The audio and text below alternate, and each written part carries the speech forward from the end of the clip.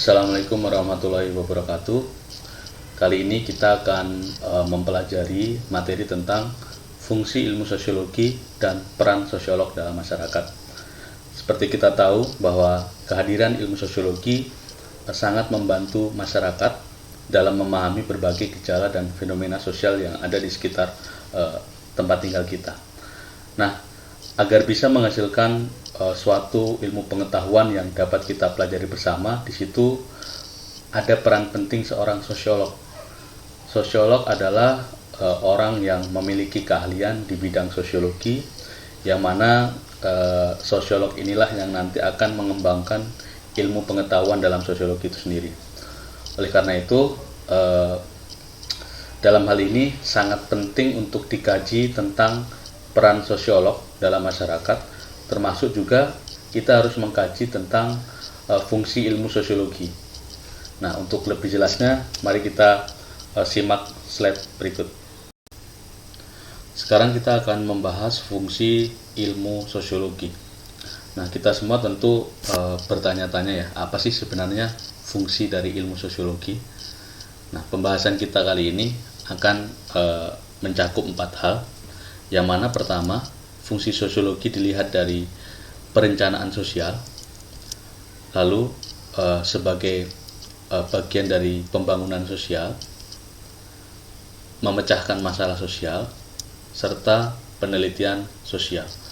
Nah, jadi fungsi ilmu sosiologi yang akan kita bahas adalah perencanaan sosial, pembangunan sosial, memecahkan masalah sosial, serta penelitian sosial. Nah, sekarang kita ke perencanaan sosial. Apa sih yang dimaksud dengan perencanaan sosial? Nah, perencanaan sosial sendiri itu artinya adalah suatu rangkaian upaya, strategi, atau rencana dan tindakan yang digunakan untuk mengatasi masalah sosial dan memenuhi kebutuhan sosial masyarakat. Nah, perencanaan sosial ini biasanya memang harus dilakukan ketika sekarang ini masyarakat selalu mengalami perubahan ya, selalu mengalami pergeseran dari mulai masyarakat yang primitif, lalu berkembang ke tradisional, berkembang ke modern, dan bisa jadi sampai ke postmodern seperti itu. Nah, kehidupan masyarakat ke depan jika ingin bertahan dalam suatu kehidupan yang teratur, itu maka memerlukan perencanaan sosial. Nah, ilmu sosiologi dalam hal ini itu berusaha untuk memahami perkembangan kebudayaan masyarakat, di mana perkembangan kebudayaan masyarakat yang akan kita pahami itu mulai dari masyarakat yang tradisional sampai dengan masyarakat modern. Ya, kita tentu akan memberikan perlakuan yang berbeda ketika masyarakat itu masih memegang teguh kearifan lokal di daerahnya, berbanding dengan masyarakat yang memang dia sudah menerima perubahan. Misalnya masyarakat Jakarta yang tentu saja sangat modern ya dibandingkan dengan masyarakat di daerah Papua atau suku Baduy yang memang dia cenderung agak kurang menerima perubahan. Nah, dalam hal ini sosiologi berusaha untuk memahami perkembangan kebudayaan masyarakat. Lalu yang kedua, memahami hubungan manusia dengan lingkungan alam dan sosial. Ini penting ya. Jadi tidak hanya hubungan manusia dengan manusia, tetapi juga hubungan manusia dengan lingkungan alam. Kenapa? Karena ini saling berkaitan. Ya, saling berkaitan. Seperti misalnya ketika ada wacana pemindahan ibu kota dari Jakarta ke Kalimantan ya. Nah, itu juga harus dipahami juga, tidak hanya memindahkan ibu kotanya secara fisik, tetapi juga harus melihat ke depan, melakukan perencanaan kaitannya antara lingkungan alam dengan manusianya. Jangan sampai nanti pemindahan ibu kota justru malah merusak alam, malah menjadi lebih buruk. Nah, ini makanya perlu suatu perencanaan sosial. Nah, yang ketiga, membentuk spekulasi ilmiah berdasarkan fakta. Nah, spekulasi itu kan adalah dugaan ya, atau praduga. Jadi dugaan yang memang belum tentu kebenarannya. Tetapi biasanya karena sosiologi itu sendiri sering melakukan penelitian dan mendapatkan fakta-fakta yang ada dari lapangan, maka untuk tujuan perencanaan sosial bisa saja kita melakukan spekulasi ilmiah. Ya, jadi dugaan-dugaan ke depannya akan seperti apa kehidupan masyarakat dilihat dari fakta-fakta yang memang sudah didapatkan di masyarakat. Nah, yang keempat, mengetahui batas-batas perkembangan masyarakat, seperti misalnya keterbelakangan dan kemajuan masyarakat, sehingga memudahkan dalam memuat capaian-capaian dalam perencanaan sosial. Jadi kita harus tahu ya, kendala yang ada di masyarakat, keterbelakangan yang ada di masyarakat itu seperti apa, bahkan kemajuan yang ada di masyarakat itu seperti apa levelnya. Nah, ini untuk tujuan nanti kedepannya untuk melakukan suatu perencanaan sosial. Nah, ini fungsi ilmu sosiologi dilihat dari perencanaan sosial. Setelah perencanaan sosial, fungsi sosiologi selanjutnya adalah pembangunan sosial. Pembangunan sosial ini merupakan rentetan proses setelah perencanaan sosial. Jadi direncanakan dulu, baru setelah itu ada proses pembangunan. Nah, dalam pembangunan sosial ini ada 3 tahap ya. Yang pertama adalah tahap perencanaan, tahap pelaksanaan, dan tahap evaluasi. Nah, tahap perencanaan ini berguna untuk mengidentifikasi berbagai kebutuhan masyarakat. Ya, jadi apa yang nanti akan dibutuhkan oleh masyarakat itu pembangunan dalam tahap perencanaan. Nah, kalau tahap pelaksanaan ini berguna untuk mengidentifikasi perubahan yang terjadi dalam masyarakat. Nah, sedangkan untuk tahap evaluasi, ini tertutup gambar ya. Tahap evaluasi ini intinya adalah berguna untuk melakukan analisis dampak dari pembangunan. Itu misalnya di kota-kota besar itu seringkali ada banyak sekali proyek pembangunan ya, pembangunan jalan tol, pembangunan macam-macam. Nah, banyak juga masyarakat yang terkena dampak penggusuran dalam hal ini. Nah, tapi biasanya sebelum dilakukan penggusuran, pemerintah itu sudah melakukan kajian-kajian ya. Nah, kajian-kajian yang dilakukan itu masuk dalam tahap perencanaan. Nanti kalau digusur masyarakat akan kita pindah kemana, nanti untuk mobilitasnya seperti apa, lalu untuk mata pencahariannya bagaimana, pendidikan untuk anaknya seperti apa, dan seterusnya. Nah, itu masuk dalam tahap perencanaan ya. Jadi mengidentifikasi berbagai kebutuhan masyarakat kaitannya sama pembangunan. Nah, tahap pelaksanaan ini untuk mengidentifikasi perubahan yang terjadi di dalam masyarakat setelah terjadi pembangunan. Jadi ketika pembangunan itu dia apa yang berubah dari masyarakat itu? Apakah pembangunan itu berguna bagi masyarakat atau justru menghasilkan dampak yang buruk dalam masyarakat? Nah, ini perlu dilihat dalam tahap pelaksanaan. Nah, tahap evaluasi menganalisis dampak. Jadi ini rentetan ya, perencanaan, pelaksanaan, evaluasi. Jadi banyak sekali pembangunan itu yang memang dampaknya tidak sesuai dengan apa yang direncanakan. Tuh, harusnya perencanaannya itu pembangunannya adalah memiliki dampak yang positif bagi masyarakat, tetapi ternyata setelah melalui tahap evaluasi justru pembangunannya merugikan masyarakat. Tuh. Nah, jadi ada 3 tahap pembangunan, perencanaan, pelaksanaan, evaluasi. Nah, ini fungsi sosiologi dalam pembangunan sosial. Fungsi ilmu sosiologi yang ketiga adalah memecahkan masalah sosial. Nah, perlu kita deskripsikan dulu sebenarnya di sini ya, masalah sosial itu apa.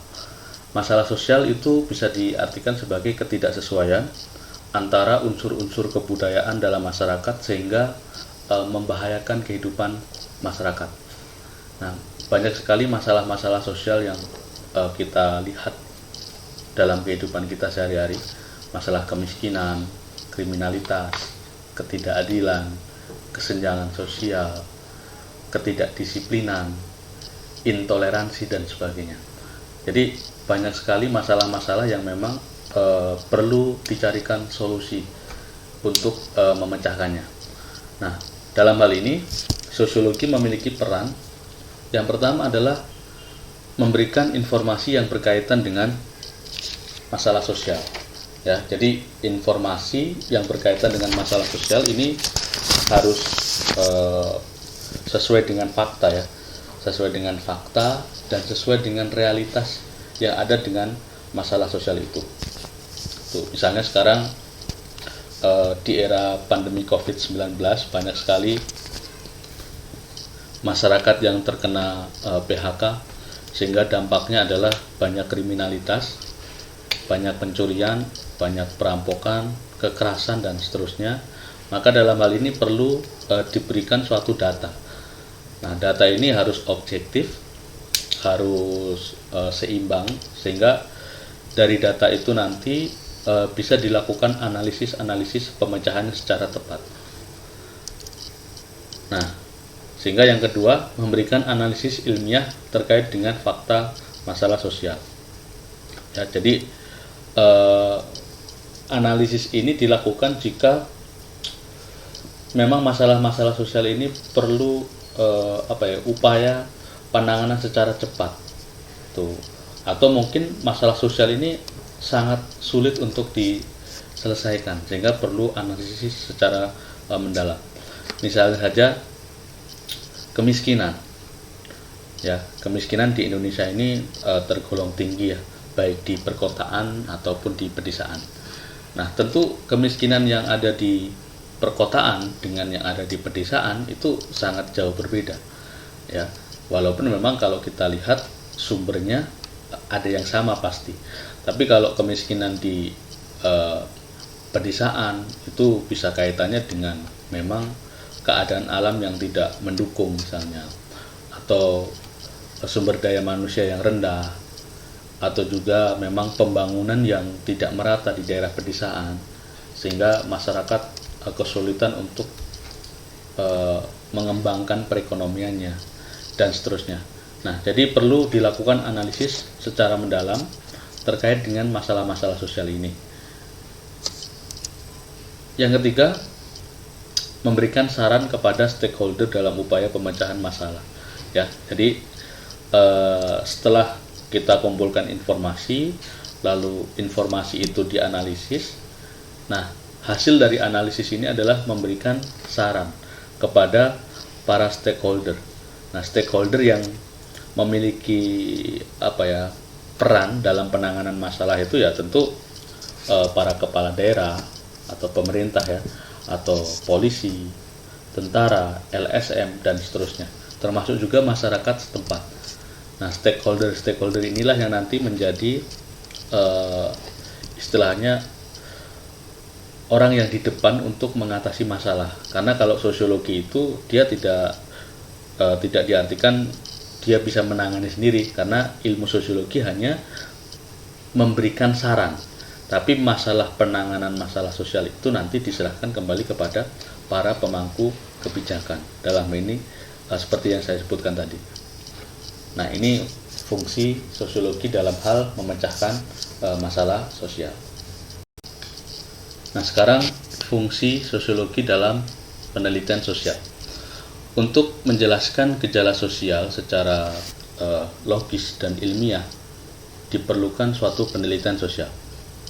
Nah, dalam hal ini sosiologi itu berperan mengembangkan teori untuk menemukan dan menjelaskan berbagai fakta sosial yang ada di dalam masyarakat. Tentu kalian masih ingat kan bahwa salah satu ciri dari sosiologi itu ada empiris, teoretis, kumulatif, dan non-etis. Jangan sampai lupa ya ciri sosiologi ini: empiris, teoretis, kumulatif, dan non-etis. Nah, sosiologi sebagai ciri empiris artinya memang objek kajiannya adalah masyarakat. Ya, objek kajiannya memang suatu fakta. Nah, fakta itu nanti ketika dilakukan suatu penelitian, maka dia harus dirumuskan dalam bentuk teori. Tuh. Jadi intinya kita melakukan pengamatan terhadap fakta gejala sosial yang ada di masyarakat. Setelah kita lakukan pengamatan, hasil dari pengamatan itu nanti dibuat suatu kesimpulan. Nah, dari suatu kesimpulan itu akan menghasilkan suatu teori penelitian. Nah, dalam penelitian sosial ini harus dilakukan secara sistematis. Ya, jadi tidak boleh loncat-loncat. Dalam penelitian itu ya harus dibuat proposal dulu, lalu setelah itu diseminarkan, dilakukan perencanaan, lalu pengumpulan data, datanya diolah, lalu dianalisis, dilaporkan, lalu dibuat dalam bentuk laporan, bisa diseminarkan juga dan seterusnya.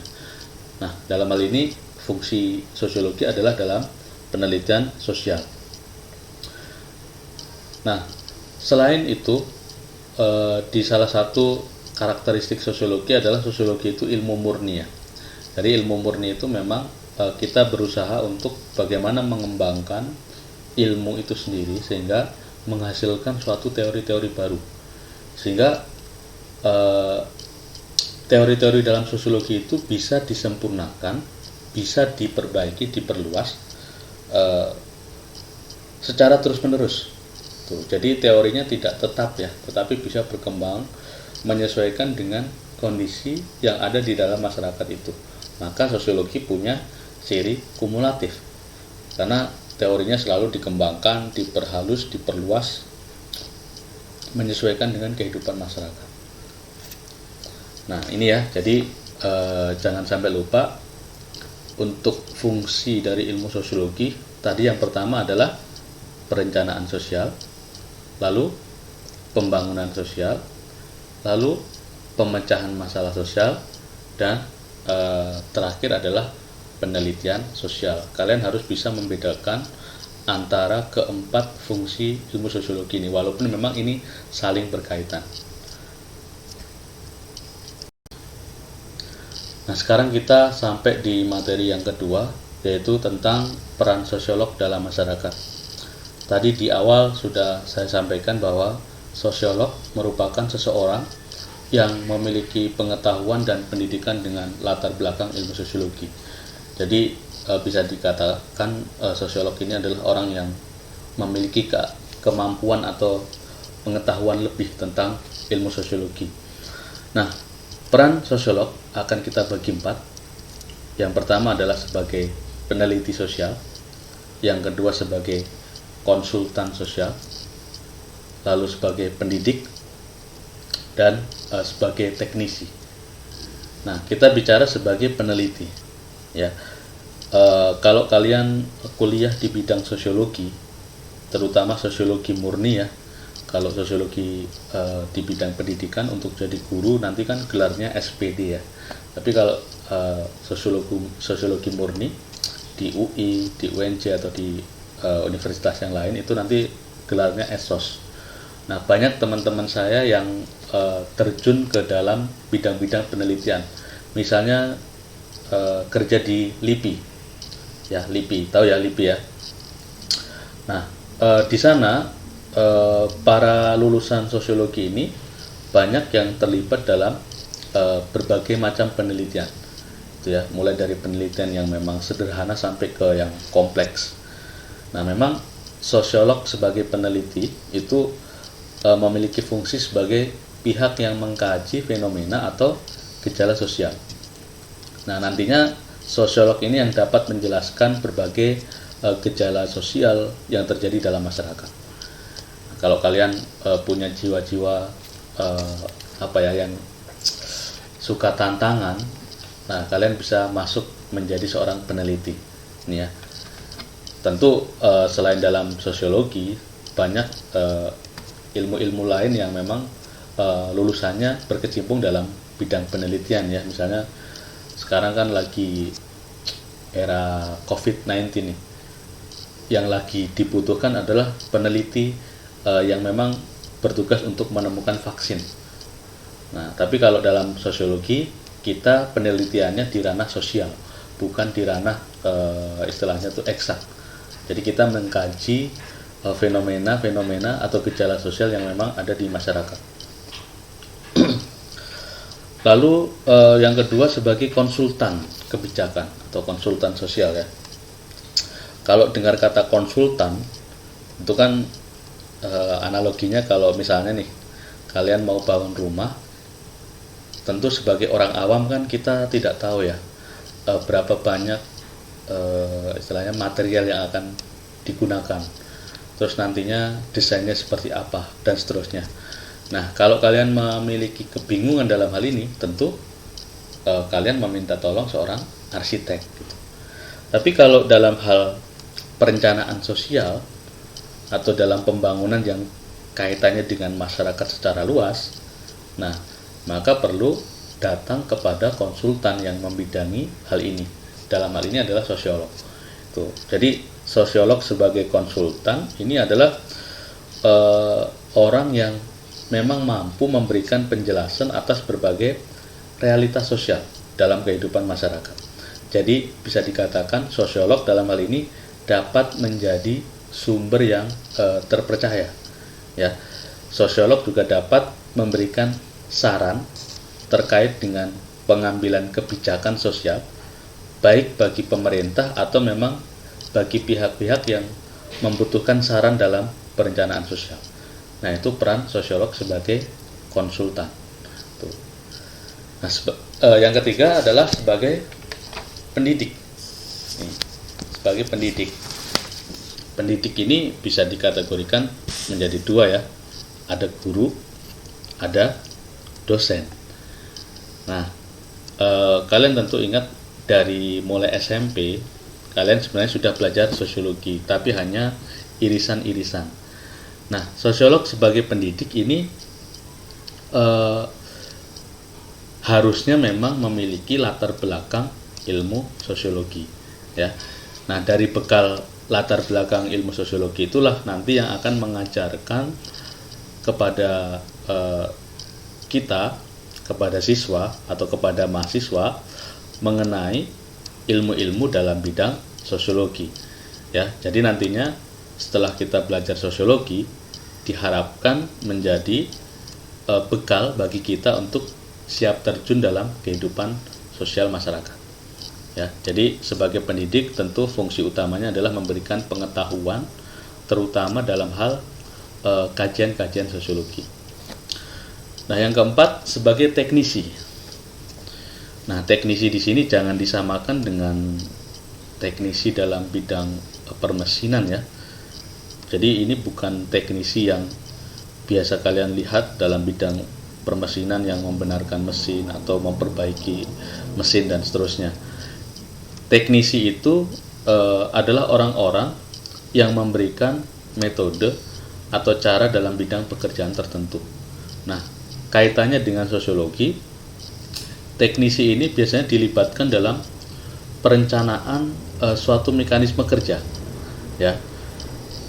Bisa juga orang-orang yang memang dilibatkan dalam perencanaan pembangunan atau pendirian suatu perusahaan misalnya, itu kaitannya sama teknisi. Tuh, misalnya nih, kembali lagi ke wacana pemindahan ibu kota baru ya. Kan beberapa waktu yang lalu kita tahu ya, sudah ada pemenang tentang desain yang mendesain ibu kota baru terbaik tuh. Nah, tentu itu ranahnya orang-orang arsitektur ya, teknik sipil, arsitek. Nah, tapi selain kajian bangunannya, kajian fisik, tentu juga dilihat juga kajian-kajian sosial. Nah, teknisi dalam hal ini adalah sosiolog. Nah, itu saja materi kita hari ini. Semoga bermanfaat. Terima kasih.